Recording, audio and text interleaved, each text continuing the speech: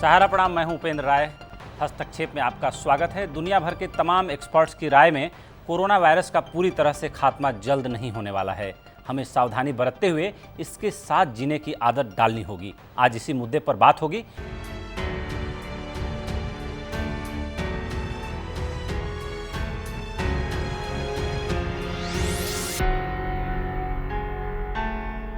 आखिर लॉकडाउन कब तक रहेगा? कोरोना वायरस के खिलाफ कब तक जंग चलती रहेगी? जिंदगी कब तक पटरी पर लौटेगी? इन दिनों ये तमाम सवाल हम सबके मन में उठ रहे हैं। घरों में कैद लोग उकताने लगे हैं। आशंका के बादल घुमड़ रहे हैं कि आखिर महामारी से मुक्ति कब मिलेगी। इस बीच जो खबरें आ रही हैं उससे साफ है कि फिलहाल इन सवालों का ठोस जवाब किसी के पास नहीं है। लॉकडाउन और सोशल डिस्टेंसिंग के साथ हमें जिंदगी जीने के नए तरीके सीखने होंगे।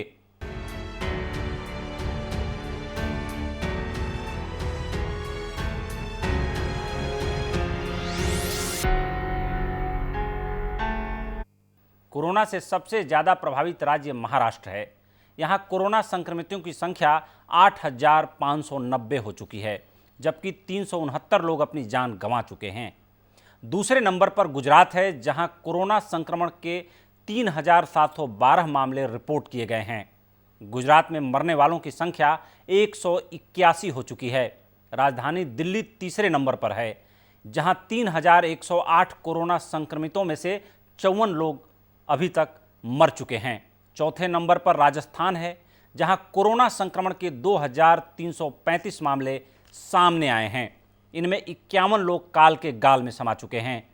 कोरोना प्रभावित राज्यों में मध्य प्रदेश 5वें नंबर पर है।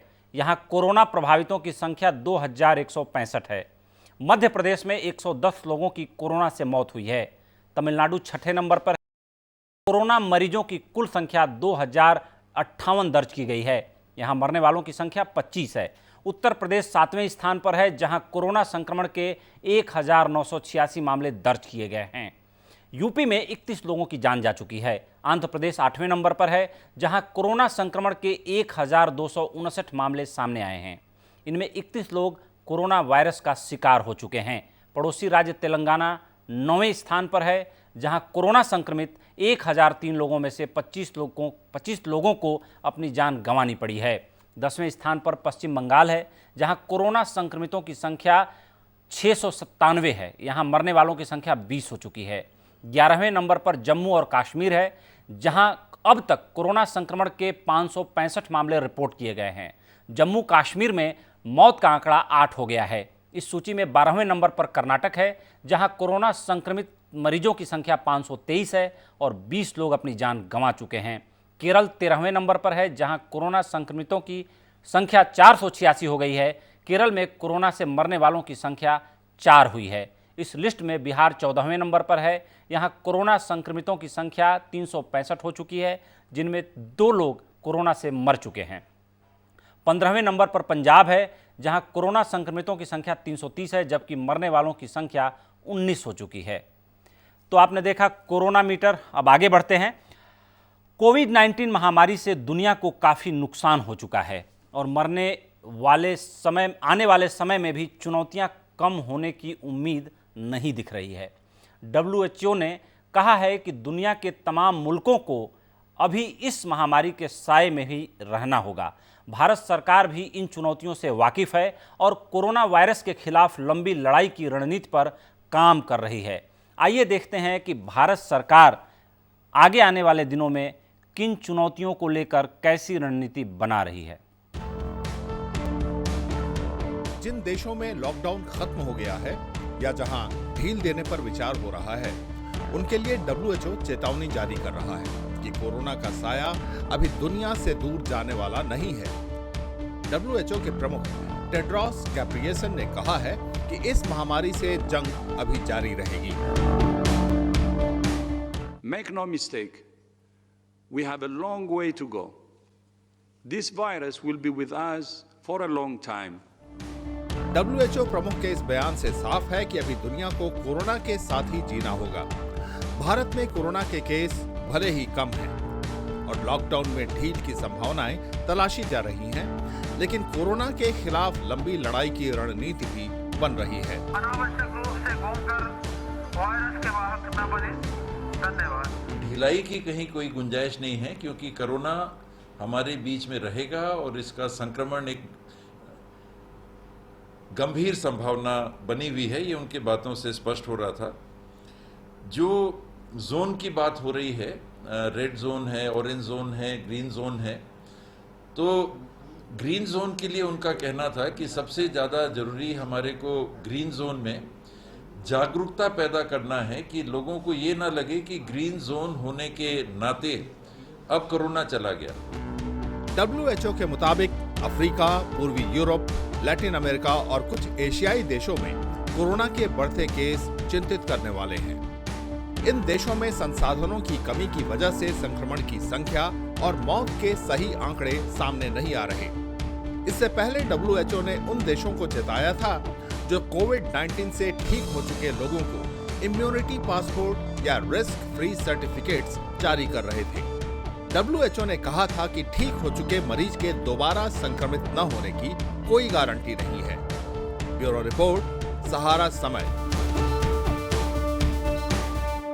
तो हमने लगातार कोरोना से इस जंग में अपने दर्शकों को अलग अलग लोगों से मुलाकात कराई है। अलग अलग तरीके से हम लोग सुझाव लेकर आए हैं। तमाम विशेषज्ञ एक्सपर्ट कोरोना पर बोलते रहे हैं। लेकिन एक बात अब बिल्कुल साफ हो गई है कि आने वाले दिनों में हमें कोरोना के साथ रहने, जीने, उठने, बैठने और अपने जीवन की तमाम चीज़ों को करने की आदत डालनी होगी। जिस तरीके से जापान ने इस कोरोना की लड़ाई में एक नया बेंचमार्क स्थापित किया है, कह सकते हैं कि जापान जो चीन के बहुत करीब का देश है, हांगकांग, सिंगापुर, ये तमाम देश जो हैं, थाईलैंड, इंडोनेशिया, ये उसी रीजन के देश हैं। लेकिन कोरोना महामारी से लड़ने में जापान ने सबसे ज़्यादा उपलब्धि हासिल की है। उसके पीछे बताया जा रहा है, या हम जानते भी हैं, कि जिस तरीके से आपने दुनिया भर में ट्रेवल कर रहे जापानी लोगों को अलग अलग एयरपोर्ट्स पे या तमाम ऐसे बौद्धिस्ट प्लेसेस पे हिंदुस्तान में और भी जगहों पर आपने देखा होगा कि जब वो बाहर होते हैं तो आम तौर पर अपने मुंह पर वो मास्क लगा के रहते हैं। वो जब भी पीते हैं गर्म पानी पीते हैं और वो स्वाद नहीं खाते बल्कि न्यूट्रिशियस फूड खाते हैं। जब भी वो खाना खाते हैं तो बहुत ही हेल्दी फूड लेते हैं और खाना खाने के तुरंत बाद वो कह सकते हैं ग्रीन टी या गर्म पानी उनका 365 डेज उनके जीवन में चलता रहता है। और कोरोना वायरस के बारे में जो कुछ बातें निकल के सामने आई हैं, कुछ अनुभव जो दुनिया ने अर्न किया है उन देशों से जहां पर कोरोना महामारी के रूप में सबसे विकराल रूप ले चुका है, जहां पर कुछ बातें हमें आम जीवन में अपने को शामिल करना है और सीखना है, उनके साथ अपनी जीवनचर्या को मेल्ट करना है कि अगर हमें इस लड़ाई को अंततः जीतना है तो अपने दिनचर्या में इन तमाम बातों को हमें शामिल करके चलना है।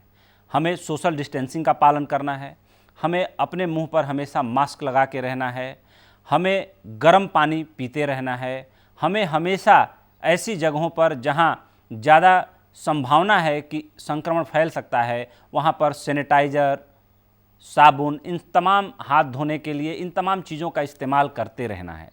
जैसे जापान ने अपनी ज़िंदगी में कुछ चीज़ों को शामिल कर लिया है और इसके कारण जापान का स्वास्थ्य इस महामारी में तमाम देशों की तुलना में काफ़ी बेहतर है, वैसे हमें अपने स्वास्थ्य को बेहतर रखना है और इस कोरोना की लड़ाई से लड़ते हुए हमें आगे बढ़ना है।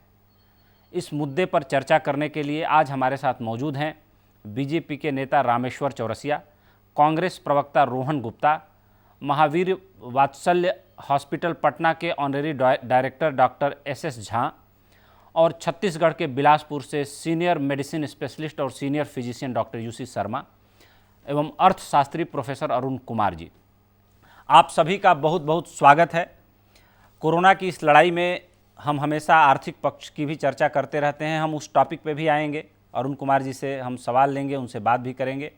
लेकिन सबसे पहले हम डॉक्टर UC शर्मा जी से बात करेंगे कि कोरोना के बारे में अब दुनिया बहुत कुछ जान चुकी है और एक अनुभव से भी गुजर चुकी है। ऐसी स्थिति में वर्ल्ड बैंक और दुनिया के तमाम डॉक्टर्स ये बोल रहे हैं कि हमें अब कोरोना के साथ ही जीना सीखना होगा। कितना मुश्किल होगा अगर कोरोना जैसा वायरस कंटेजियस डिजीज़ है, छूने से फैलता है, संसर्ग में आने से फैलता है। ऐसी स्थिति में जो पहला सवाल है मेरा कि ये इसके साथ जीना कितना कठिन होने वाला है या कितना आसान होने वाला है। दूसरा सवाल है मेरा कि जिस तरीके से टेस्टिंग हमारे देश में नहीं हो पा रही, इतना बड़ा देश है और 6 लाख से 7 लाख के बीच ही अभी टेस्टिंग हो पाई है, संक्रमितों की संख्या 30,000 के पार है, मरने वाले 962 हो चुके हैं।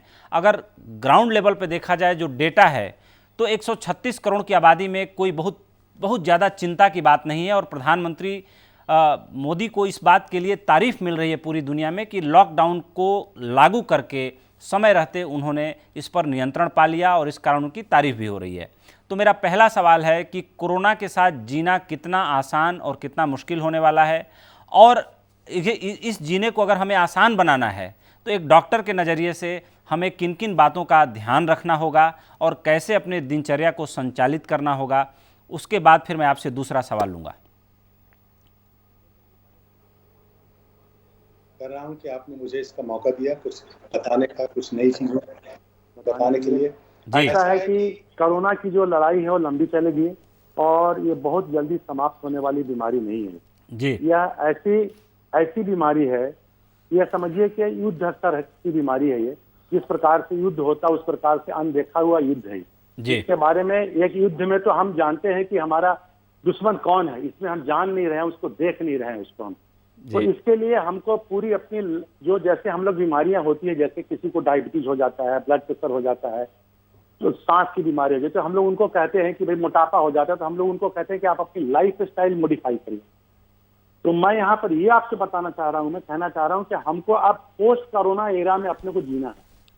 Now the time is coming to live in post corona era, उस समय आ रहा है। तो इसमें हमको अपने आप के लाइफ स्टाइल अपनी की मॉडिफाई करनी पड़ेगी। जो लाइफ स्टाइल हम लोग जो है जो जी रहे हैं अभी, उसको हमको चेंज करना पड़ेगा हमको, और नए सिरे से जीने का रहने का तरीका सीखना पड़ेगा। जैसा कि आपने बताया अभी कि भाई हमको जैसे जापान में जिस प्रकार से इस पर विजय पाया है, भारत में और जापान में फर्क है कि भारत में ज्यादा एजुकेटेड लोग हैं, ज्यादा वहाँ पर शिक्षा के संसाधन है। अपने भारत में वो संसाधन नहीं है, उसके बावजूद अब बहुत बड़ी आबादी है, 130-135 करोड़ की आबादी है। तो इसमें हमें इस बीमारी से लड़ने के लिए सबसे पहले तो जो हमारे जो प्रधानमंत्री जी ने जो नारा दिया है, 2 गज की दूरी जरूरी है, बहुत आवश्यक है। हम सोशल डिस्टेंसिंग जब तक नहीं करेंगे तब तक जो है इस बीमारी से नहीं बच पाएंगे। दूसरी बात है कि हमें कुछ अपने दिनचर्या में परिवर्तन करना पड़ेगा। जैसे हमको प्रतिदिन कुछ योग करें, कुछ व्यायाम करें, कुछ इम्यूनिटी बूस्टर अपना प्रयास करें, कुछ चीजें लेने का, खाने का, कुछ दवाइयां लेने का। इसके साथ साथ में हम लोग जब तक प्रॉपर जो हेल्थ केयर सिस्टम है उसके हिसाब से हम लोग नहीं चलेंगे तब तक नहीं होगा। जैसे अभी जरूरी है, जब लॉकडाउन खुलेगा इसके बाद क्या होगा कि मिक्सिंग हो जाएगी पब्लिक की, एकदम एसिम्प्टोमेटिक केसेस बहुत ज्यादा पब्लिक में आने लगेंगे। उस वक्त हमें जरूरी है सभी को बचाने के लिए, उसके लिए एक ही तरीका है कि सभी लोग मास्क लगा करके चलें और सैनिटाइजर रखें, साबुन रखें, हो सके तो ग्लव्स लेकर के चलें उसमें, और दूरी बना करके रखें। डॉक्टर साहब एक सवाल आपसे और लेना चाह रहा हूं। जो एसिम्प्टोमेटिक केसेज हैं, जैसे मान लीजिए सपोज दैट मैं एसिम्प्टोमेटिक हूं, मेरे अंदर कोरोना वायरस है, पॉजिटिव है, लेकिन मुझे कोई लक्षण नहीं, ना मुझे सर्दी है, जुकाम है, बुखार कुछ भी नहीं है। ऐसी स्थिति में अगर कोई पर्सन एसिम्प्टोमेटिक है तो उसके अंदर वायरस वो कितने देर तक, कितने समय तक रहने वाला है? देखिए अभी ऐसा है, इसमें तो 14 दिन के अंदर के लिए जो टाइम दिया गया इसका इंक्यूबेशन पीरियड है, तो 14 दिन के अंदर यदि कोई बीमारी नहीं हुई तो यह कहना असंभव हो सकता है कि भाई वो उसको संक्रमण अभी नहीं है। लेकिन यदि वही स्वस्थ व्यक्ति एसिम्प्टोमेटिक फिर यदि बाहर जाता है, जहां कहीं किसी संक्रमित भीड़ भाड़ इलाके में उसमें संक्रमण पैदा मिल जाता है उनसे, तो उसमें फिर संक्रमित होने की संभावना उसमें बनी हुई है, कोई उसी प्रकार से बनी हुई जितना नए मरीज बनी हुई उसमें। तो ये हमें जो जब तक पूरे देश से जब तक ये संक्रमण नहीं समाप्त हो जाए तब तक हम नहीं कह सकते कि हम पूरी तरीके से फ्री। उसके लिए हमें जैसे अभी जो मैं एक सुझाव मेरा है कि जैसे हमारे जितने हेल्थ वर्कर हैं, हमारे जितने जो अधिकारी हैं, म्युनिसिपल के कर्मचारी हैं, पुलिस के अधिकारी हैं, इन सभी को हम लोग प्रोटेक्ट करें इनको। एक बड़ा सामान्य सवाल और पैदा होता है जो हमारे दर्शक बहुत इच्छुक होंगे जानने में। एक दिन आपसे बात हो रही थी तो आपने कहा था कि जो टेस्टिंग का तरीका है, एक तो नोजल मीडियम से, एक मुंह के जरिए, और पहले जो अपने यहाँ टेस्टिंग हो रही थी वो ब्लड के जरिए करने की कोशिश की जा रही थी, जिसमें रिपोर्ट एक्यूरेट नहीं आ रही थी। इसके बारे में थोड़ा हमारे दर्शकों को बताएं। इसमें ऐसा है कि जो टेस्टिंग है उसमें एक्चुअली जो कोरोना वायरस है वो आंख, नाक, मुंह के जो म्यूकोजा है, जो झिल्ली जो है पतली, जो अंदर की जो झिल्ली है, म्यूकस मेम्ब्रेन है, उसमें पहुंचती है। क्योंकि ये जो कोरोना वायरस है लिविंग ऑब्जेक्ट नहीं है, it's not a living object, ये एक प्रोटीन का मॉलिक्यूल है, इसके ऊपर में एक चर्बी का परत चढ़ा हुआ है। तो ये क्या होता है कि अपने हमारे जो सेंसिटिव ऑर्गन जो हमारे हैं, नाक का जो आपका जो झिल्ली हुई उसमें, मुंह के बकल म्यूकोजा हुआ उसमें, आंख की जो है झिल्ली उसमें म्यूकस मेम्ब्रेन, उसमें जाकर के जो है ये वहां पर जाकर के चिपक जाती है वहां, और इसका जेनेटिक जो चेंज हो जाता है, जेनेटिक इसमें म्यूटेशन हो करके सेल्स सेल के अंदर बढ़ने लगते हैं इसमें। तो हमको जो इसमें ये है कि आपका जो ये कहना है कि इसमें कैसे मतलब हम लोग इसको ये कर सकते हैं, इसको देख सकते हैं इसमें। तो हमको इसमें एक काम ये करना है कि हमको सबसे पहले तो जो है ना संक्रमित होने से अपने आप को बचाना है। मेन चीज तो ये है कि संक्रमित होने से बचाना है अपने को। तो आप ये कह रहे हैं कि जो इन्फेक्शन है वो नाक मुंह के अलावा आंख से भी हो सकता है, और आंख भी इन्फेक्शन के दायरे में आ सकती है? जी हाँ, जी हाँ, जी हाँ, जी हाँ, ये आ सकती है। इसमें ये सामान्य नॉर्मल स्किन पर नहीं आती है जी, नॉर्मल स्किन पर ये नहीं आ सकता है। ये इसके लिए जो है आपको म्यूकस मेम्ब्रेन या संपर्क में जो सेंसिटिव है वहां पर आना चाहिए। इसमें जो दूसरी चीज में जो टेस्टिंग है, इसमें क्या आता है कि जो अपन नेजोफेरिंक्स है, जो नाक के अंदर से उसमें एक ट्यूब से जाना पड़ता है, या गले में जो अपना जो फेरिंग्स है, ओरोफेरिंग्स है, वहां से टेस्ट करना है, ये थोड़ा सा डिफिकल्ट होता है इसमें। तो ये जो डिफिकल्ट होता है इसमें, तो उसमें क्या होता है कि ये सैंपल हमको लेने में सावधानी बरतनी पड़ती है, और सही सैंपल भी उसमें आ जाए, ये ज्यादा जरूरी है। और जो टेस्ट जो अपने पास जो दो टेस्ट जो है, एक जो रिवर्स RT-PCR वाला जो टेस्ट है वो सबसे सेंसिटिव टेस्ट है, और 90% से अधिक उसकी जो है वो क्षमता है मतलब सही बताने की। तो दूसरा जो किट है, जिसके बारे में अभी बहुत ज्यादा डिस्प्यूट चल रहा है कि कुछ किट बाहर से आई है, उसी बारे में आपसे एक सवाल ले रहा हूं। आखिर ऐसा क्या हुआ कि ICMR ने उसको तुरंत 2 दिन के लिए टेस्टिंग रोकने के लिए कहा, और कहा कि ये फॉल्टी किट है, इसमें कुछ न कुछ कमी है? इसके बारे में जरा हमारे दर्शकों को बताएं। देखिए, ये जो किट जो है, जो इससे किट से ब्लड की टेस्टिंग होती है उसमें, और वो जो टेस्टिंग है ब्लड का, उसमें ऐसा है कि उसमें तत्काल उसमें पता नहीं चल पाता है कि कोरोना वायरस का संक्रमण है कि नहीं है। जनरली जो कोरोना वायरस का जो इंक्यूबेशन पीरियड है, मतलब कोरोना वायरस के शरीर में प्रवेश करने से और बीमारी उत्पन्न होने का जो समय है वह 1 से 14 दिन के अंदर है, यानी 2 सप्ताह का समय है। तो ये जो किट का जो टेस्ट है, ये जो दूसरे जो किट होते हैं, जैसे टाइफाइड का टेस्ट करते हैं उसमें, या अन्य जो किट से जो टेस्ट करते हैं, उसी प्रकार का टेस्ट है ये। तो इसमें क्या है कि जो किट के पॉजिटिव होने की संभावना ये आपको 7वें, 8वें, 9वें, 10वें दिन मिलेगी। तो इस किट से हमें तत्कालिक जो है ये पता नहीं चल सकता है कि ये कोरोना से संक्रमित है कि नहीं है। हाँ, ये है कि एक बार यदि कोरोना का संक्रमण उस व्यक्ति को हो गया, तो उसको बाद में भी हम इस किट से टेस्ट करेंगे तो उसमें इसका IgG जो है वो पॉजिटिव मिलेगा। तो ये हमें उतना ज्यादा फायदेमंद नहीं होगा जब तक हम ये जो अपना PCR वाला जो टेस्ट है, ये जो RT-PCR वाला टेस्ट है, उसको करें एकदम। आजकल टेस्ट ज्यादा हो रहे हैं, अभी जैसे जैसे टेस्ट हो रहे हैं उस प्रकार से केसेस भी निकलेंगे उसमें। डॉक्टर साहब, आप हमारे साथ जुड़े रहिए। हम सीधे चलते हैं पटना। डॉक्टर SS झा, बहुत ही सीनियर डॉक्टर हैं आप, और आजकल आप ईथर थेरेपी के कारण बहुत ज़्यादा चर्चा में हैं, और आपने जो नारा दिया है कि चूसो चीनी में बूंदे ईथर की, चमड़ी गले कोरोना की, खुल के चलो भयभीत इंसान, फिर से देखो यह जग महान। आपका ये जो नारा है काफ़ी चर्चा में है इस समय। डॉक्टर साहब, मैं ये जानना चाहूँगा कि आपकी ईथर थेरेपी है क्या?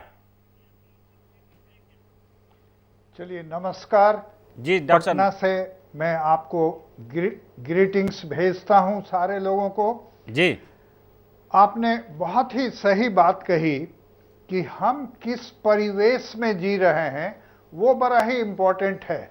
आपने कहा कि जापान के लोग वो मास्क का रेगुलर यूज करते हैं। हम अपने मुस्लिम महिलाओं को देखें तो वो भी फेस मास्क लगाती हैं। अपने जैन बंधुओं को देखें, वो भी एक मास्क लगाकर चलते हैं। गांव के लोगों को देखें, वो गमछा का मास्क अक्सर लगा लिया करते हैं।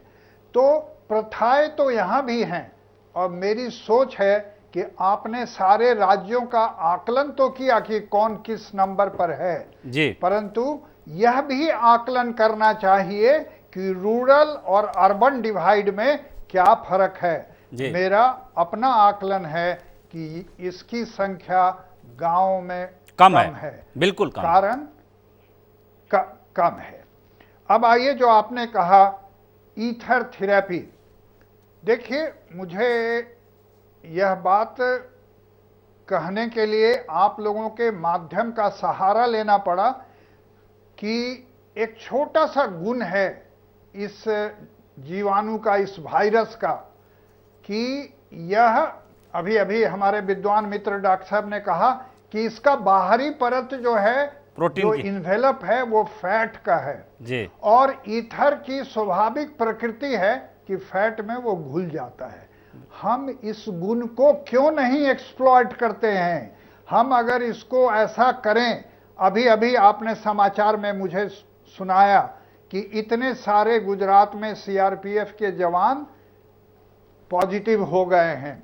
फ्रंट लाइन वॉरियर्स वो कहीं ना कहीं अस्पताल से संबंधित हैं। क्या दिक्कत है कि ऐसे लोगों को मेरे द्वारा बताए गए चीनी में ईथर की 10 बूंदें पी लेने के लिए, चूस लेने के लिए, यह निश्चित ही फायदा कारक होगा। यह छोटा सा इलाज है। मैं आपके माध्यम से डॉक्टर साहब वो मैकेनिज्म समझाइए कि कैसे ईथर जो है कोरोना को समूल नाश करने में कारगर है। वो मैकेनिज्म क्या है, कैसे वो फंक्शन करता है? मैं बताता हूं।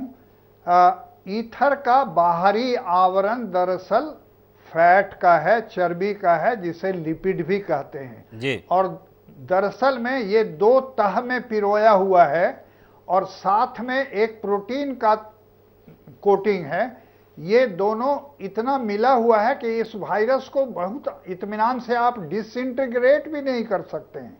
ये बहुत रिजिड भी नहीं है, लेकिन काफी टाइट है।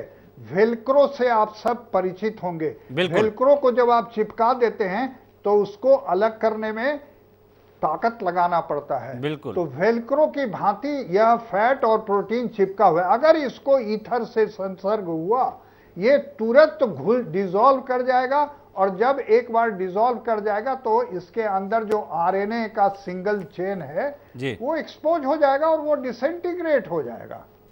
बहुत सरल तरीके से आपने समझाया। डॉक्टर साहब ये बताइए कि कोई पेशेंट कोरोना का सीरियस हो गया है तो क्या आपकी थेरेपी उस पर काम करेगी या उसको फिर अलग तरीके से ही ट्रीट करना पड़ेगा, वेंटिलेटर पे ले जाना पड़ेगा, रेस्पिरेटरी सिस्टम को ठीक करना पड़ेगा, या किसी भी स्टेज में आपकी ईथर थेरेपी काम करेगी? आपने बहुत ही अच्छा सवाल किया। पहला स्टेज में, अर्ली स्टेज में हम इससे रोक सकते हैं और जैसा अभी हमारे विद्वान डॉक्टर मित्र बता रहे थे कि 14 दिन तक का इंक्यूबेशन पीरियड है। इसमें लगभग 4 दिन ये थ्रोट में पड़ा रहता है। जिन दिनों ये थ्रोट या अपर रेस्पिरेटरी ट्रैक्ट में है उन दिनों कर दीजिए इन्हेलेशन चिकित्सा, चीनी में ईथर डाल के मरीज का वह वायरस समाप्त हो जाएगा। लेकिन जैसा कि आपने प्रश्न किया, मरीज भर्ती है, अब वेंटिलेटर पर ले जाएं या नहीं ले जाएं वाली स्थिति है। मेरा कहना है इस स्टेज में उसको एनेस्थीसिया मशीन द्वारा या नहीं सुविधा है तो ओपन ईथर द्वारा बेहोशी से आधा डोज में, कम डोज में उसको ईथर दें। ये एक इन्हेलेशन एनेस्थीसिया है, वह वाष्पीकृत होकर मनुष्य को अचेत या सचेता अवस्था से दूर ले जाता है। कारण कितना बड़ा फायदा होगा, लंग्स के वो हिस्से जहां अभी ऑक्सीजनेशन हो रहे हैं पर कम हो रहे हैं, उनके वास्कुलेचर, खून की नलियां जो सिकुड़ गई हैं वो सब खुल जाएंगी और उस अल्वेओलर लेवल पर ऑक्सीजन का एक्सचेंज बेहतर होने लगेगा। डॉक्टर साहब एक और नेचुरल सा सवाल पैदा हो रहा है जो हमारे दर्शक जरूर जानना चाहेंगे कि जो ईथर थेरेपी है, कोई भी दवा मार्केट में आती है तो बहुत एक लंबे प्रोसेस से आती है। ये ईथर थेरेपी आपने कितने लोगों पे इस्तेमाल किया है? यह आपकी खोज है या पहले से ये इस्तेमाल होती आई है या आपने इसको डिस्कवर किया है? आपके इस प्रश्न के पूर्व में एक बात और बताना चाहूंगा। जब यह ईथर एनेस्थीसिया के माध्यम से खून में पहुंच जाता है तो खून में मौजूद सारे वायरस मर जाते हैं। यह कोई दवाई अभी नहीं कर पा रहा है या उतना अच्छे तरीके से नहीं कर पा रहा है। ईथर में यह गुण है कि यह लंग्स के माध्यम से चला गया तो वो कीड़ा को भी मारेगा। आपका सवाल पुनः दोहराएंगे?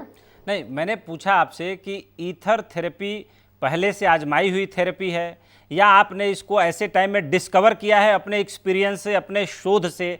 आपने इसको इस्तेमाल किया है तो किन किन लोगों पर किया है, इसका रिजल्ट क्या रहा? समझ गया जी। ऐसा है कि ईथर को एनेस्थीसिया के फॉर्म में तो आज लगभग 200 पौने 200 साल से ये तो सब जानते हैं जा रहा है जी। बिल्कुल जी। लेकिन ईथर को एज सच हम कैसे दे सकते हैं?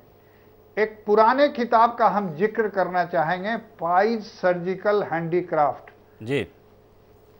एक नए डॉक्टर के लिए विभिन्न छोटे छोटे तकनीकों के बारे में उस लोगों को परिचित कराता है।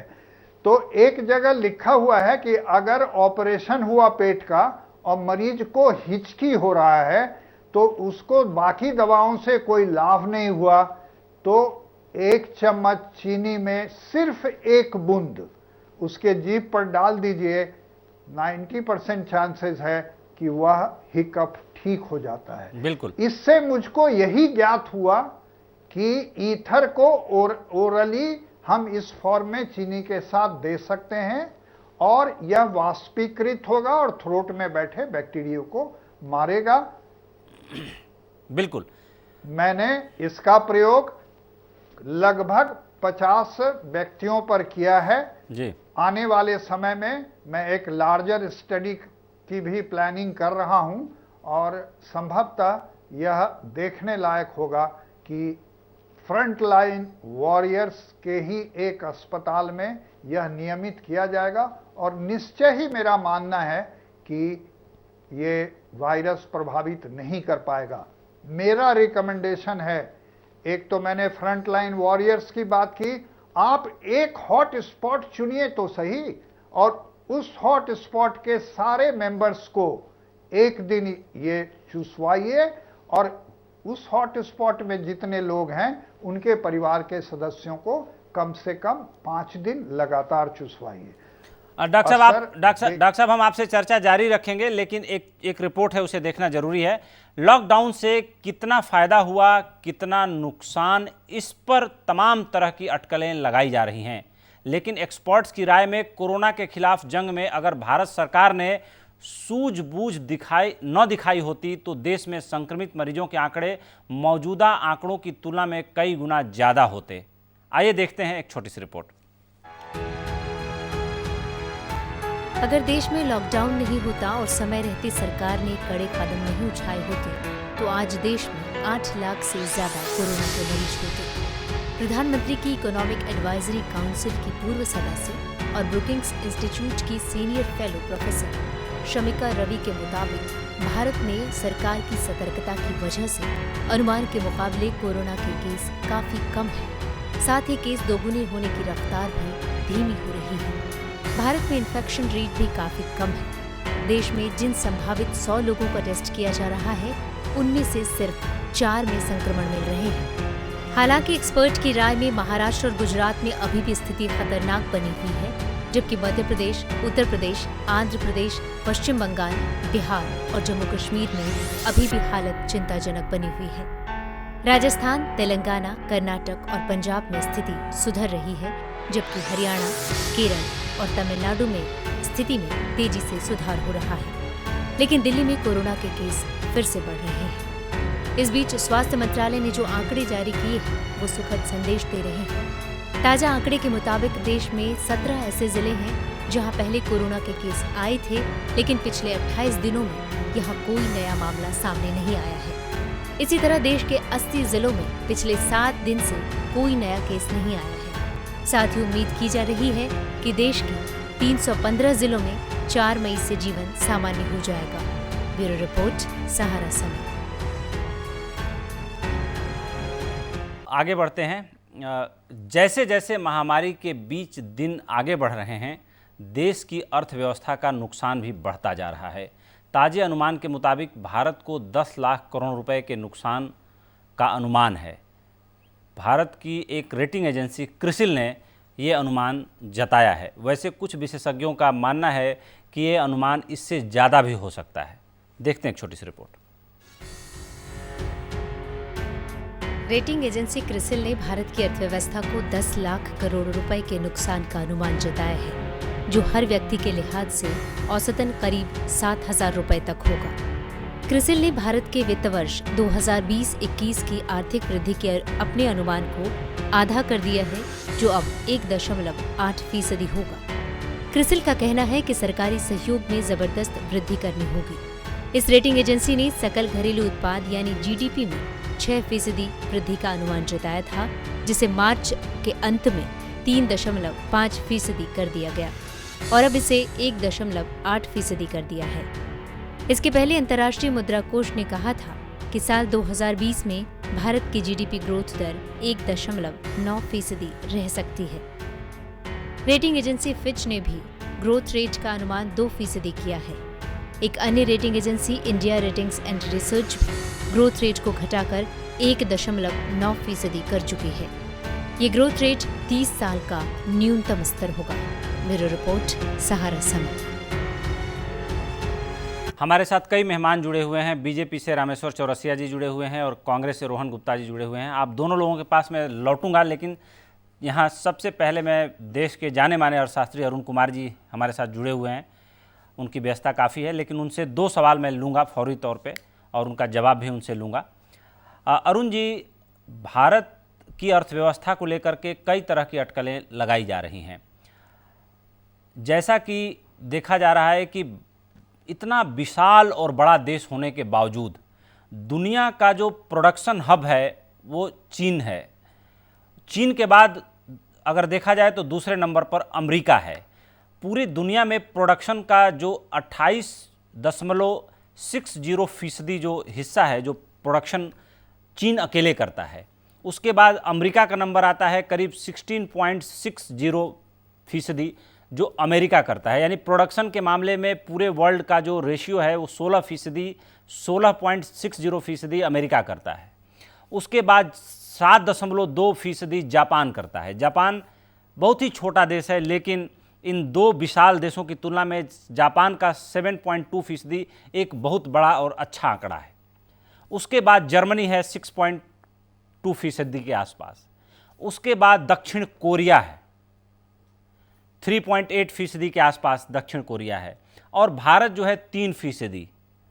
अरुण कुमार जी, आपको नहीं लगता कि भारत के पास असीम संभावनाएं होते हुए भी भारत ने इसका कभी अच्छे तरीके से इस्तेमाल क्यों नहीं किया? हम कहाँ पिछड़ गए? आज जब दुनिया के सामने इतनी बड़ी चुनौती है, भारत भी इस चुनौती से जूझ रहा है, तो मुझे तो लगता है कि भारत की अर्थव्यवस्था सबसे ज्यादा प्रभावित है। देखिए, आपकी बात सही है कि भारत की अर्थव्यवस्था बहुत बुरी तरह से ध्वस्त हो गई है।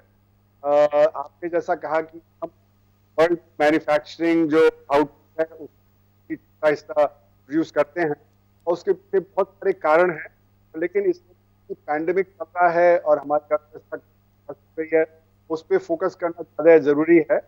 मेरा मानना है इस समय एसेंशियल गुड्स के अलावा और बंद हो गया है, तो अर्थव्यवस्था महज 25 के रफ्तार से चल रही है।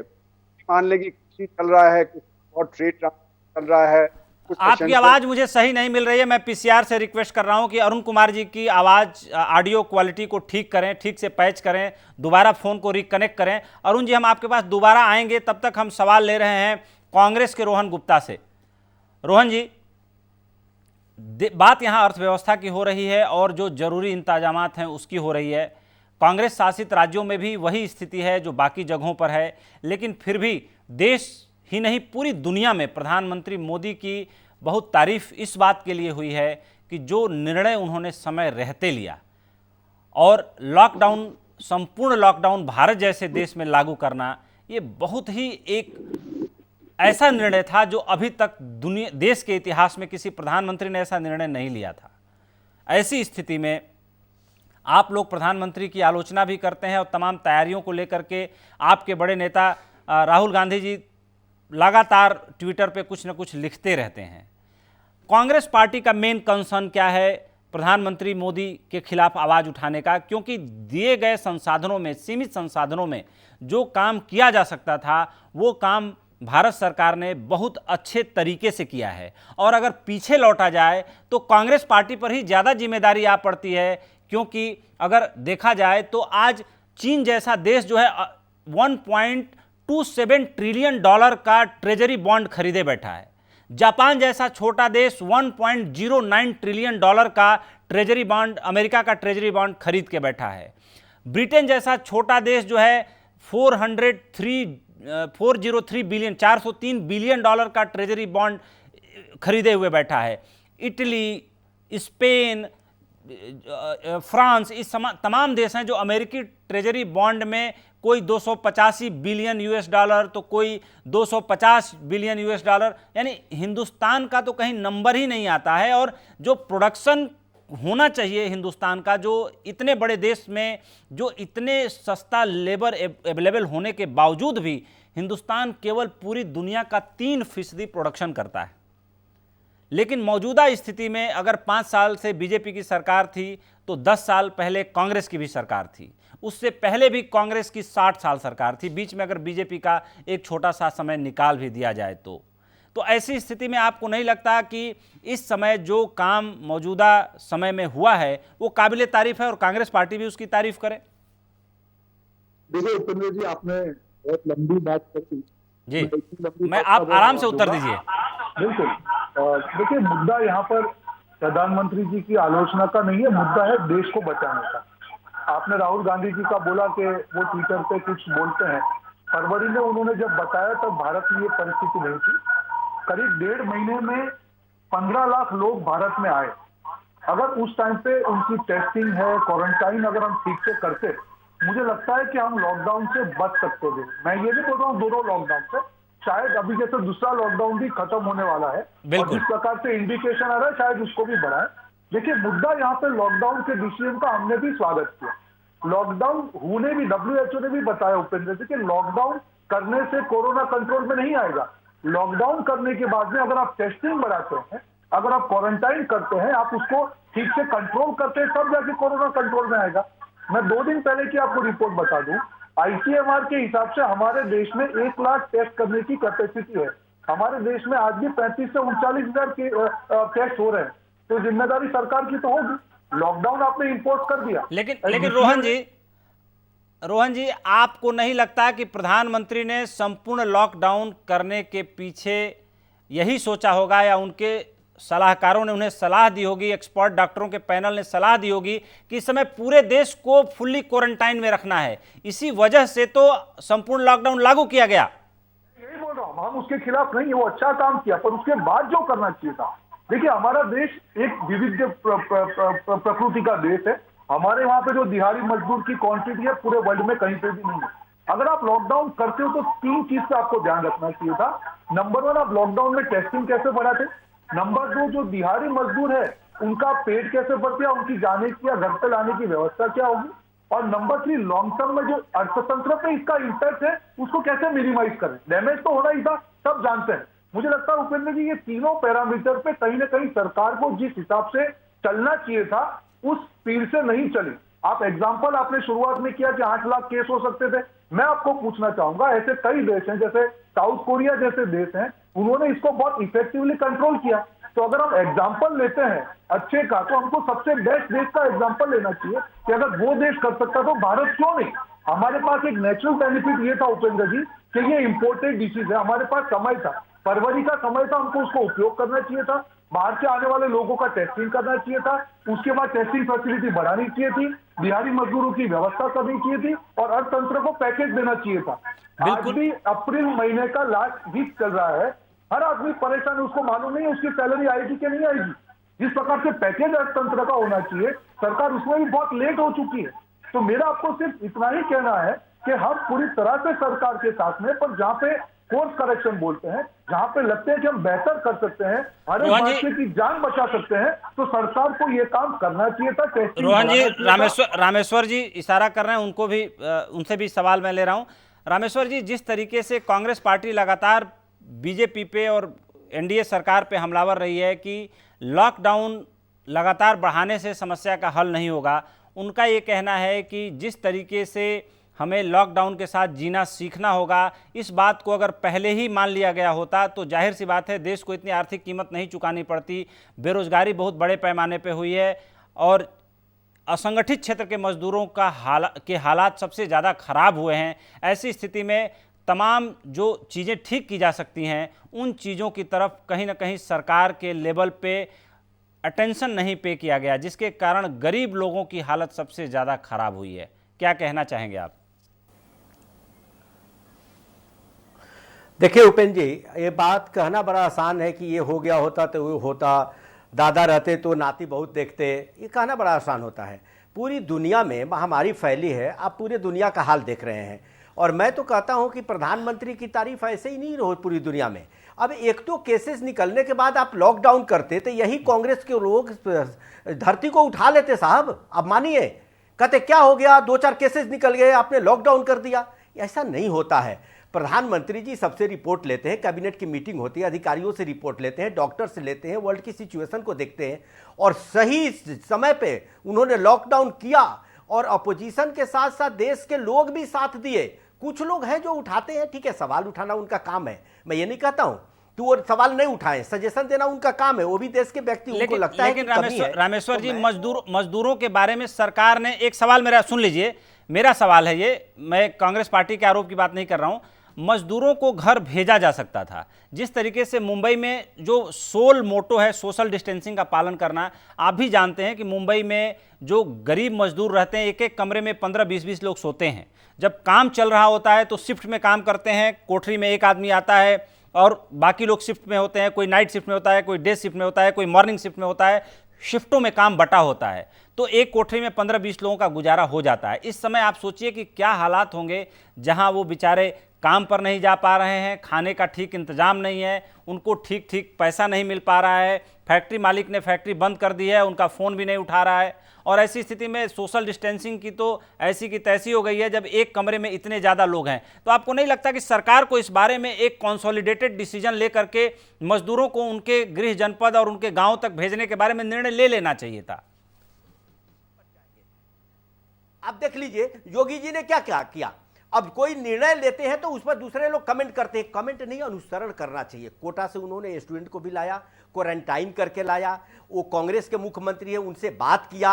उसी तरह मैं मानता हूं कि इसमें छात्रों पर राजनीति नहीं करनी चाहिए, हर प्रदेश के लोग ला रहे हैं। मैं तो बिहार के मुख्यमंत्री जी से कल आप ही के चैनल पर आग्रह किया था कि इसमें कोई राजनीति की बात नहीं है, कोई अहम की बात नहीं है। आप बैठक करके अधिकारियों से सलाह करके बसेस को क्वारंटाइन करके अनिश्चितता में बच्चे फंसे हुए उनको लाना चाहिए। मजदूरों की जहां स्थिति है, जो काम कर सकते हैं वो तो ठीक है, जो फंसे हुए हैं जैसे योगी जी कर रहे हैं हर प्रदेशों से बात करके, उसको लाना चाहिए। इसमें केंद्र सरकार को बीच में डालने का कोई मतलब नहीं है। देखिए कल हमारे गृह मंत्री जी ने भी कह दिया कि भाई लोकल लेवल पर जहां स्थिति ठीक है, लोकल दुकानें खोलो, ताकि वहां भी मजदूरों को रोजगार भी मिल रहा है और लोगों की समस्याएं भी दूर हो रही है। आप दोनों हमारे साथ बने रहिए। अरुण कुमार जी हमारे साथ जुड़ गए हैं, उनसे मैं सवाल ले रहा हूं, बहुत जरूरी सवाल है।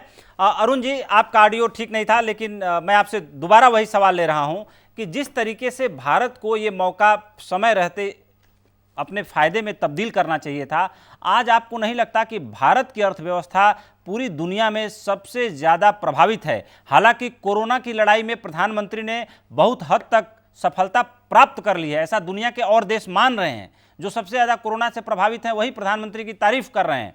तो यहाँ तो प्रधानमंत्री को 10 में 10 नंबर मिलते हैं, लेकिन एक हम कमज़ोर अर्थव्यवस्था हैं, अभी हम इंक्यूबेशन पीरियड में हैं। आपको देख के नहीं लगता कि भारत जैसा विशाल देश, 136 करोड़ की आबादी, और प्रोडक्शन में हमारा जो पार्टिसिपेशन है पूरी दुनिया में वो 3% का है, यानी दक्षिण कोरिया भी हमसे ज़्यादा प्रोडक्शन करता है, एक छोटा सा आपके उत्तर प्रदेश के बराबर का देश, और आबादी में उससे बहुत कम। आपकी बात बिल्कुल सही है कि इस समय जो उत्पादन है वो बहुत ही कम हो गया है। इस समय मेरा मानना है कि सिर्फ 25% उत्पादन हो रहा है जो जनवरी 2020 में था। यानी कि जो हमारी बढ़त है वो -75% की ग्रोथ है। और इस समय करीब 12-13 लाख करोड़ का तो ऑलरेडी एक महीने में नुकसान हो गया है उत्पादन का।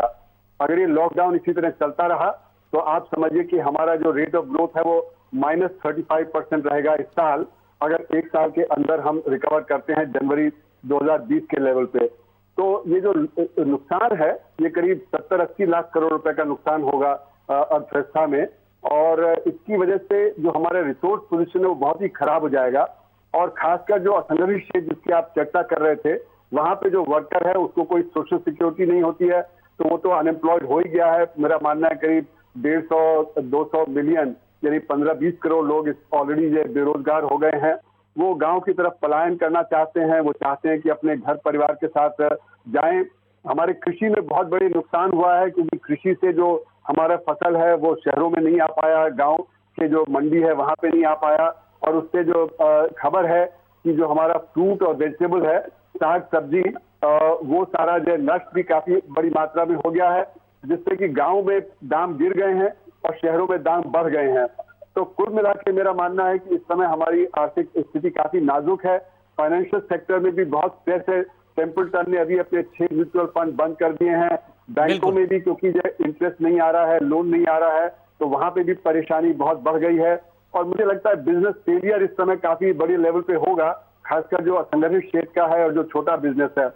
और जो बिजनेस बहुत ही स्ट्रेस था पहले से ही, क्योंकि अर्थव्यवस्था मंदी की तरफ जा रही थी इस क्राइसिस के पहले ही, वो भी जब बिजनेस बहुत बुरी तरह से मुझे लगता है फेल होगा, तो सरकार को अब सपोर्ट देनी पड़ेगी जिससे बिजनेस फेलियर ना हो और भुखमरी ना हो। अरुण जी, एक और सवाल आपसे लेना चाह रहा हूं कि मौजूदा स्थिति में चारों तरफ से घाटा ही घाटा लग रहा है। फिजिकल डेफिसिट आपको क्या लगता है कि कहां तक पहुंचेगा और इस स्थिति से लड़ने के लिए सरकार को क्या क्या कदम उठाने चाहिए? देखिए, ऐसा फिस्कल डेफिसिट तो हमारा पहले ही ज्यादा हो गया था, क्योंकि पिछले साल जो फिस्कल डेफिसिट था वो स्टेट को मिला लीजिए, सेंटर को मिला लीजिए, और जो ऑफ बैलेंस शीट आइटम्स हैं और जो पब्लिक सेक्टर अंडरटेकिंग्स हैं, तो 10% की रफ्तार से चल रहा था। इस बार क्योंकि हमारा प्रोडक्शन काफी बड़े मात्रा में गिरा है, तो हमारा जीएसटी कलेक्शन इस समय 10% से ज्यादा नहीं है, और इनकम टैक्स और कॉर्पोरेशन टैक्स भी कलेक्शन बहुत गिर जाएगा। तो मेरा मानना है कि अगर सरकार अपने खर्चों में कटौती नहीं करती है तो 30 से 40% तक फिस्कल डेफिसिट पहुंच जाएगा। और जो क्योंकि टैक्स कलेक्शन कम होगा, जो गरीब आदमी है उसको सपोर्ट देनी होगी, मेडिकल सपोर्ट देनी होगी, तो ये सारा मिला के 30-40% का फिस्कल डेफिसिट हमारा जीडीपी का हो जाएगा, क्योंकि जीडीपी अपने आप में 30-35% गिर जाएगा। तो कुल मिला के स्थिति बहुत खराब हो जाएगी। क्या आपको लगता है, अरुण जी, एक और सवाल छोटा सा, क्या आपको लगता है कि ऐसी स्थिति जब होती है तो इन्फ्लेशन बहुत तेजी से शूट करता है? सरकार को क्या करना चाहिए ऐसी स्थिति से निपटने के लिए ताकि गरीब आदमी कम से कम राहत में रह सके, पहले ही ज्यादा सफर कर चुका है? देखिए, इसमें इन्फ्लेशन तेज इसलिए नहीं होता क्योंकि जब इतना डिप्रेशन आ जाएगा तो सारे कमोडिटी प्राइसेस गिर जाएंगे। जैसे तेल के दाम गिर गए हैं, और जब तेल के दाम गिरे हैं तो बाकी और चीजों के भी दाम गिरेंगे। और क्योंकि जब परचेजिंग पावर खत्म हो गई है इस समय, जो ऑर्गेनाइज सेक्टर का वर्कर है उसकी परचेजिंग पावर खत्म हो गई, अनऑर्गेनाइज सेक्टर का वर्कर है उसकी परचेजिंग पावर खत्म हो गई, बिजनेसेस काफी बंद हैं, वहां पे इनकम नहीं हो रही है, तो इससे डिमांड कम हो जाएगी। और इसलिए आपने देखा चीनी की मिलों में उत्पादन कम हो रहा है, कारों का उत्पादन बंद हो गया है, क्योंकि इस समय वो इनएसेंशियल चीजें मानी जाती हैं, कारें हैं, बाकी ऐसी चीजें। तो इन्फ्लेशन तो तेज नहीं होगा, लेकिन यही है कि गरीब आदमी की आमदनी नहीं है, तो उसको जो एसेंशियल्स है वो सरकार को सप्लाई करना पड़ेगा। एक सवाल अरुण जी, एक सवाल और है, जो हमारी जो यूनिकनेस है वो ये है कि हम कंज्यूमर हैं, हमारे पास परचेजिंग पावर है।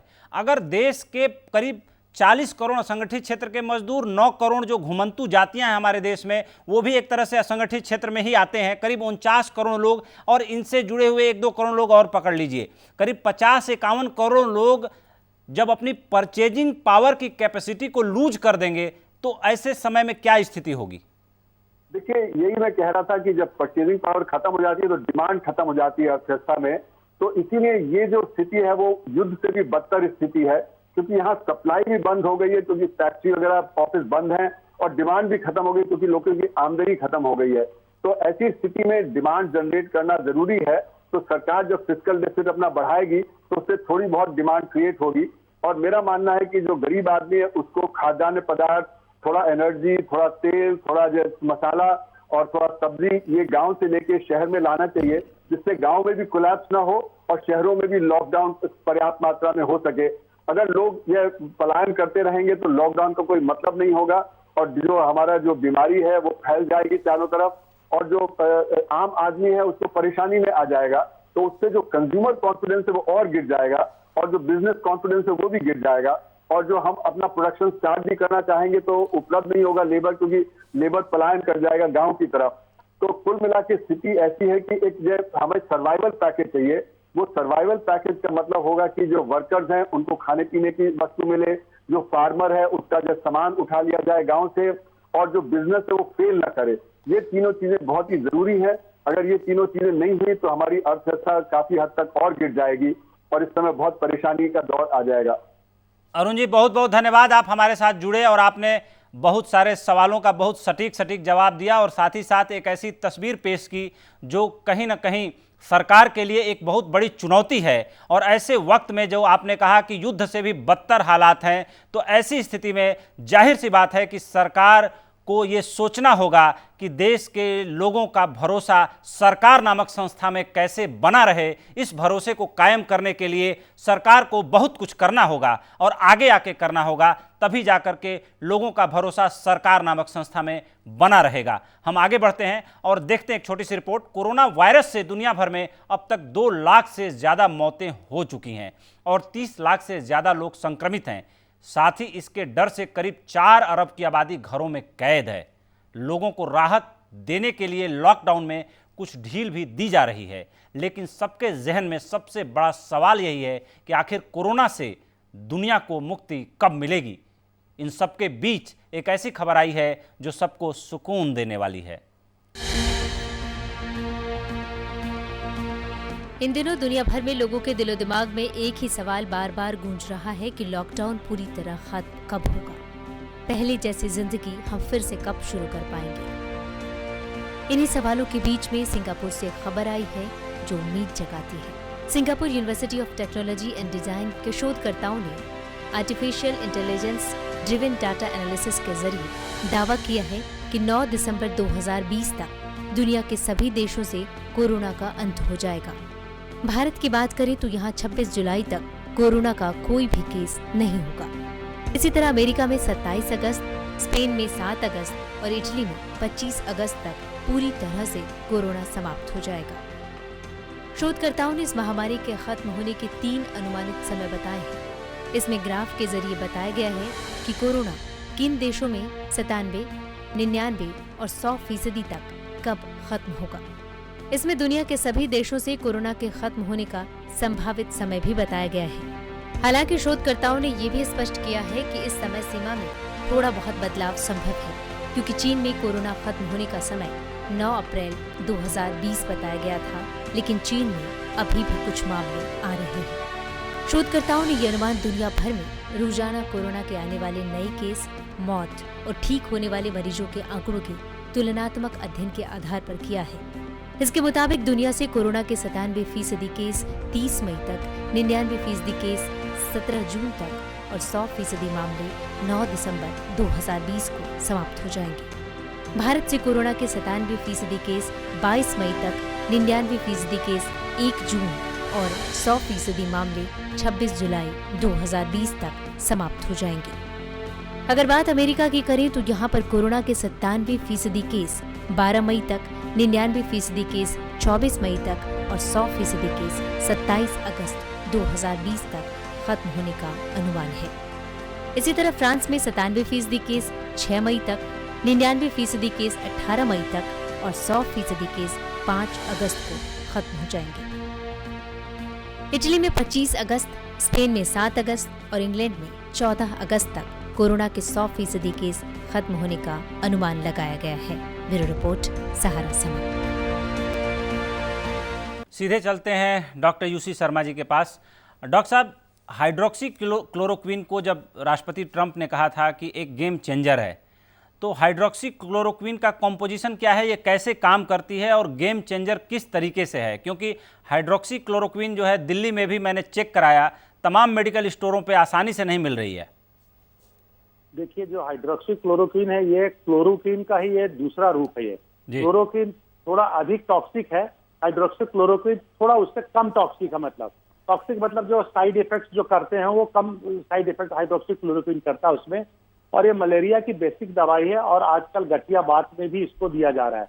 अभी नया रिसर्च में इसे डायबिटीज में भी इसको प्रपोज किया है। क्या होता है कि जो कोरोना का जो वायरस है आपका, वो कोरोना का वायरस का जो संक्रमण का जो इन्फेक्टिविटी रहने का जो है वो एक्चुअली एसिडिक मीडियम में होता है उसका, यानी अम्लीय उसके लिए चाहिए, अम्लीय एसिड मीडियम चाहिए उसके लिए।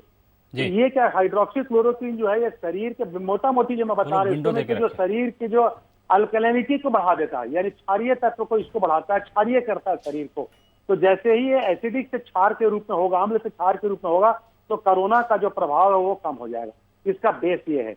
लेकिन ये क्या है कि ये कहा गया है कि डॉक्टर साहब एक और सवाल आपसे ले रहा हूं। Doctor SS. झा बहुत वरिष्ठ डॉक्टर हैं, आपने ईथर थेरेपी इस्तेमाल की है। उनका ये कहना है कि जैसा आप कह रहे थे कि जो प्रोटीन का जो कवच होता है कोरोना वायरस का, और इसकी जो त्वचा होती है जो काफ़ी फैटी होती है और उसमें प्रोटीन मिला होता है, और ईथर में एक क्वालिटी होती है कि फैट को और प्रोटीन को डिजॉल्व कर देता है, और इसके अंदर का जो आरएनए सीक्वेंस है वो फिर एक्सपोज हो जाता है, फिर जो है कोरोना वायरस इनइफेक्टिव हो जाता है। एक डॉक्टर होने के नाते आपका क्या मानना है कि ईथर थेरेपी कारगर है? देखिए, मैं सम्मान में झा जी का कहना चाहता हूं मैं कि ईथर थेरेपी जो उन्होंने बताया है वो अभी एक्सपेरिमेंटल स्टेज में है। जब तक हम बहुत सारे लार्ज मासेस पर इसका प्रयोग नहीं कर पाए तो हम इसको 100% डेफिनेटिव नहीं कर सकते कि कारगर होगा। लेकिन ये एक खास चीज मैं बताना और भी चाहता हूं कि पहले भी सर्दी खांसी में लोग गांव में लोग कपूर के साथ चीनी मिलाकर के लोग थोड़ा फाँक लिया करते थे। तो मैं समझता हूं कि ये एक सर्दी खांसी जुकाम जो है इसमें ये तो जैसे गर्म पानी आपका फायदा करता है, जैसे गर्म पानी में नमक डाल करके गरारा करने का फायदा कर सकता है, तो उसी प्रकार का ये एक सपोर्टिव ट्रीटमेंट है। लेकिन अभी तक जो साइंस के हिसाब से या जो वैज्ञानिक आधार कहें तो उसके हिसाब से कोरोना वायरस का कोई डेफिनेटिव ट्रीटमेंट नहीं है, न ही कोई उसका डेफिनेटिव वैक्सीन अभी है।